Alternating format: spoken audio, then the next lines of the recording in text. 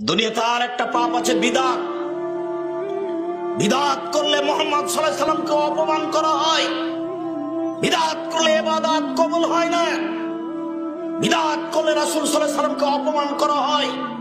বিদআত করলে ইবাদত কবুল হয় না। মুহাম্মদ সাল্লাল্লাহু আলাইহি সাল্লাম বলেছেন দুরুদ এইটা, আর আপনি বললেন দুরুদ এইটা, তাহলে রাসূলকে অপমান করা হলো না? অবাক কথা। মানুষ অসুস্থ হয়েছে, তাকে দেখতে যেতে হবে। আল্লাহর নবী বলছেন কে যদি সকালে দেখতে যাই, তাহলে সন্ধ্যা পর্যন্ত 70,000 ফেরেশতা আল্লাহকে বলবে, আল্লাহ লোকটা ভালো কাজ করেছে, লোকটাকে ক্ষমা করে দাও। এত বড় কাজ, এত সুন্দর কাজ আল্লাহর নবীর পক্ষ থেকে আছে। এইবার আপনার বাপ অসুখ হয়েছে, তখন আপনি জুমা মসজিদের ইমামকে 2000 টাকা দিয়ে বললেন, ইমাম সাহেব আমার বাপের জন্য একটু দোয়া করে দেন। তো নবী বললেন এটা আপনি করলেন, এটা তাহলে কোনটা হলো?